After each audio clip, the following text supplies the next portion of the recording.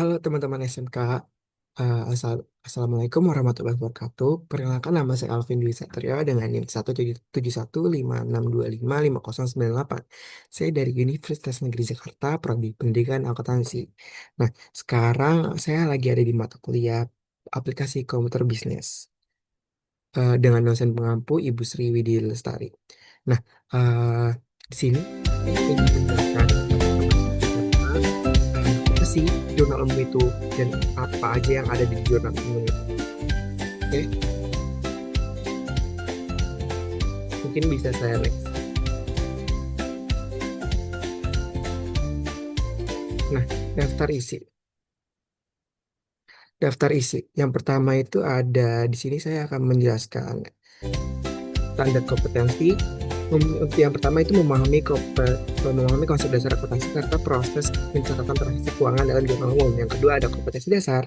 Peserta didik mampu menjelaskan pengertian jurnal umum, mengidentifikasi fungsi jurnal umum, menjelaskan bentuk jurnal umum, menganalisis transaksi keuangan, serta mencatat transaksi ke dalam jurnal umum. Nah, untuk tujuan pembelajaran terbagi menjadi lima. Yang pertama memahami pengertian jurnal umum dengan tempat, menjelaskan fungsi jurnal umum dalam proses akuntansi. Yang ketiga mengidentifikasi bentuk jurnal umum beserta komponennya. Yang keempat, menganalisis transaksi keuangan berdasarkan prinsip debit dan kredit. Dan yang kelima, mencatat transaksi ke dalam jurnal umum secara sistematis dan benar. Selanjutnya ada profil. Di profil ini. Nah, mungkin teman-teman dari SMK bisa melihat profil diri tentang saya. Ini dari Universitas Negeri Jakarta, Prodi Pendidikan Akuntansi, nama saya Alvin Satrio, tanggal lahir saya 20 Mei 2006. Oke, mungkin kita lanjut ke materinya ya, teman-teman. Pertama, pengertian jurnal umum. Nah, setiap transaksi dagang harus memiliki bukti transaksi sebagai dasar pencatatan jurnal. Bukti tersebut harus diperiksa keasliannya, kelengkapan, serta perhitungannya. Jenisnya meliputi faktur, nota kontan, nota debit atau kredit, kuitansi atau bukti kas, bond, dan bukti memorial. Setelah itu, bukti dianalisis untuk menentukan akun yang terlibat dalam harta, utang, modal, pendapatan, atau biaya lain-lain. Kemudian dicatat ke dalam jurnal umum. Nah, pengertian jurnal itu apa sih, teman-teman? Nah, jurnal itu adalah catatan transaksi keuangan yang disusun secara sistematis dan kronologis dengan mencantumkan akunnya di debit maupun di kredit beserta jumlahnya, serta keterangan singkat yang ada di deskripsi. Oleh karena itu, jurnal disebut sebagai pencatatan pertama, catatan asli dalam proses akuntansi, teman-teman. Oke, boleh kita next. Fungsi jurnal terbagi menjadi tiga. Yang pertama, fungsi analisa. Di dalam jurnal, setiap transaksi dicatat baik untuk menentukan perkiraan yang akan di debit dan kredit serta jumlahnya masing-masing. Nah, fungsi yang kedua itu mencatat. Dalam jurnal, setiap transaksi dicatat baik untuk perkiraan yang akan di debit maupun di kredit serta keterangannya masing-masing. Nah, fungsi storage, karena di dalam jurnal di setiap transaksi finansial dicatat secara kronologis, maka dapatlah disebut bahwa jurnal merupakan buku harian tempat mencatat aktivitas perusahaan. Nah, kira-kira apa aja sih macam-macam jurnal itu? Yang pertama itu ada jurnal umum sendiri, yaitu jurnal standar, yaitu formulir yang digunakan untuk mencatat semua bukti transaksi berupa pendebetan dan pengkreditan akun secara kronologis beserta penjelasannya dari transaksi keuangan yang terjadi di perusahaan. Yang kedua itu ada jurnal khusus. Nah, jurnal khusus ini terbagi menjadi empat. Yang pertama, yang seperti pada di gambar ada jurnal penerimaan kas, jurnal pengeluaran kas, terus ada jurnal pembelian maupun jurnal penjualan. Formulir yang digunakan untuk mencatat transaksi sejenis yang sering terjadi berulang-ulang, kayak macam-macam jurnal khusus, di antaranya jurnal pembelian, jurnal pengeluaran kas, jurnal penjualan maupun jurnal penerimaan. Jadi misal ada pembelian, nah pembelian ini biasanya kayak pembelian kelengkapan atau pembelian barang jasa kayak gitu.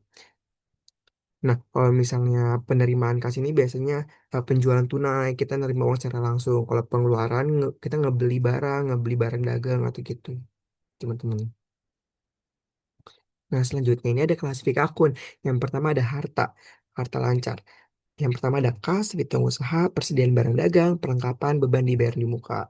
Terus ada harta tetap seperti tanah, gedung, akumulasi penyusutan gedung, peralatan, akumulasi penyusutan peralatan. Dan ada utang. Utang ini juga terbagi menjadi dua, ada utang lancar maupun utang jangka panjang. Utang lancar itu ada utang usaha, utang beban, utang bunga, utang pajak. Nah, untuk utang jangka panjangnya itu ada utang hipotek dan utang obligasi, teman-teman. Cuman untuk utang hipotek dan obligasi ini sangat jarang terjadi di transaksi khusus jurnal umum. Terus ada modal. Modal ini seperti modal tuan, seperti modal perusahaan awal-awal, PRIF maupun ikhtisar laba rugi. Terus ada pendapatan. Nah, pendapatannya dari pendapatan usaha, pendapatan bunga maupun pendapatan lain-lain. Terakhir ada beban. Nah, beban ini seperti biaya, mengurangi kas dari perusahaan itu sendiri. Beban usaha, beban gaji, beban iklan, beban perlengkapan, beban sewa, beban penyusutan gedung, beban penyusutan peralatan, beban lain-lain, dan beban bunga. Nah, eh, untuk menjurnal ini kita juga punya aturan masing-masing, teman-teman. Jadi nggak asal jurnal atau nggak asal-asalan untuk menjurnal. Tuh, pada pengelompokan akun, kalau misal harta bertambah di debit, berkurang di kredit. Hutang bertambah di kredit, berkurang di debit. Maupun modal bertambah di kredit, berkurang di debit. No. Untuk saldo harta itu normal di debit. Hutang juga saldo nomor di kredit. Karena mengurangi, teman-teman. Prif, debit, kredit, debit. No. Menganalisa akun-akun yang akan didebit dan kredit sebelum dimasukkan ke dalam jurnal. Maka bukti transaksi harus dianalisis terlebih dahulu dengan maksud. Yang pertama, memeriksa keabsahan dan kebenaran bukti transaksi, termasuk tanda tangan pihak berwenang. Terus yang kedua, menentukan akun yang berpengaruh. Yang ketiga, mengetahui apakah transaksi menambah atau mengurangi akun. Yang keempat, menentukan posisi debit atau kredit. Yang kelima, mengetahui jumlah pengaruh transaksi. Yang keenam, mengidentifikasi pihak yang bertanggung jawab. Dan yang ketujuh, menghindari duplikasi dan kesalahan pencatatan dalam data. Nah, selanjutnya kita akan belajar cara pengisian ke dalam jurnal. Proses pemindahan dari transaksi ke dalam jurnal disebut penjurnalan atau journalizing agar dapat memahami secara jelas bagaimana mencatat transaksi ke dalam jurnal. Maka berikut ini adalah cara-cara pengisian ke dalam formulir jurnal umum. Nah, pertama mencatat tanggal. Mencatat tanggal ini tuh penting ya teman-teman untuk bagian awal-awal. Nah, untuk pencatatan ini yang pertama itu untuk tahun itu hanya dicatat di awal saja. Semisal Januari, seperti pada di contoh Januari 1 2026. Nah, seterusnya itu tuh tanggal dan bulan saja, teman-teman. Jadi untuk pencatatan ini ada di kolom tanggal yang ada di sebelah kiri. Jadi kolomnya itu ada 5 tanggal, keterangan, ref, debit, dan kredit. Nah, untuk tanggal ini untuk tahun ya dicatat pada awal bulan saja. Nah, selanjutnya transaksi selanjutnya bulan dan tanggal saja, teman-teman. Jadi untuk tahun di awal saja. Next. Nah, yang pertama mendebit akun. Nah, untuk mendebit sendiri, semisal ada transaksi, contoh misalnya ada eh, perlengkapan, misalnya ada membeli perlengkapan secara tunai. Nah, perlengkapan kan saldo normalnya di debit. Iya, nah kas itu kan dari di debit juga. Nah, jadi karena kita membeli secara tunai, kasnya kan keluar, teman-teman. Jadi dia mengurangi kas gitu. Sedangkan perlengkapan kita bertambah, teman-teman. Jadi mendebit gitu. Nah, untuk keterangan ini seperti pada di contoh keterangan transaksi. Jadi setiap habis transaksi kita harus harus memberi keterangan supaya kita paham, supaya kita tahu ini maksud dari akun jurnal itu kita apa. Seperti pada contoh kas penjualan, berarti ini termasuknya penjualan secara tunai karena eh, kas kita bertambah dan penjualan kita atau persediaan kita berkurang, teman-teman gitu. Next.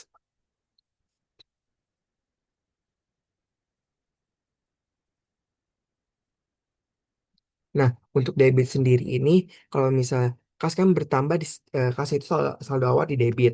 Nah, berarti dia kalau misalnya kasnya bertambah masuknya ke debit maupun kalau beban itu ke kredit.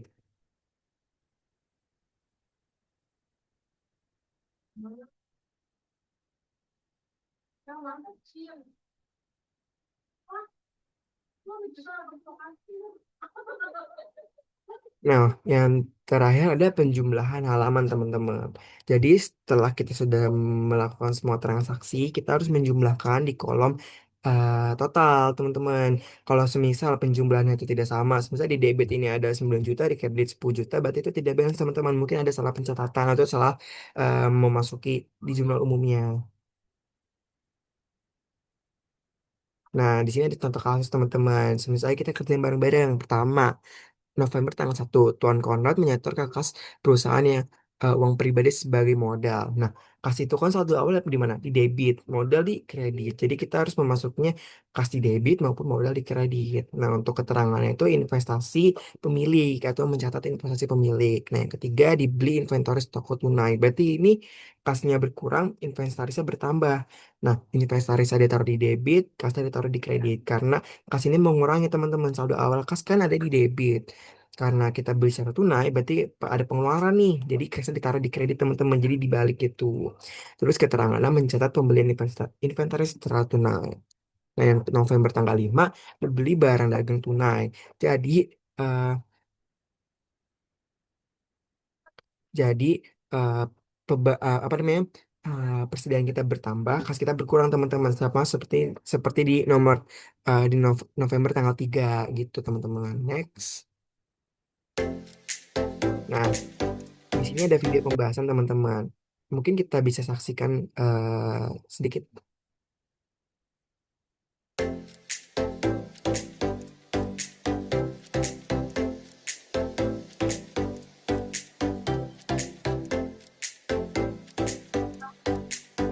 Nah, untuk video pembahasan ini mungkin teman-teman bakal bisa ngeliat secara mandiri ya teman-teman. Karena udah di ujung acara, kita mungkin bisa lanjut ke evaluasi teman-teman. Nah, evaluasi di sini dimaksud untuk melatih atau mengasah teman-teman apakah teman-teman paham dari hasil penjelasan tersebut. Ya, sekarang mari menguji pemahaman kamu tentang jurnal umum melalui beberapa soal berikut ya. Start. Nah, di sini ada, nah, di sini teman-teman bisa ngejawab transaksi mana aja nih yang masuk di soal pertama. Transaksi pertama itu ada pemilik mentor modal tunai sebesar 5 juta. Ayat jurnal yang benar adalah, nah kalau misal teman-teman menjawabnya salah itu bisa diulang teman-teman. Contoh, misal jawabannya A. Oh, salah. Itu bisa kita ulang lagi sampai kita mendapat jawaban yang tepat. Namun di sini kira-kira teman-teman ada yang tahu nggak jawabannya apa? Betul sekali teman-teman, jawabannya yang B. Kas di sebelah debit, modal di sebelah kredit. Hmm, Untuk jawaban benar akan tercantum seperti ini teman-teman. Dan di sini juga ada pembahasan teman-teman. Jika teman-teman bingung kenapa bisa jawabannya segitu, ada pembahasannya. Ataupun next soal seperti contoh. Nah, pembahasannya teman-teman. Oke, lanjut. Nah, di sini jawabannya yang C teman-teman. Lanjut.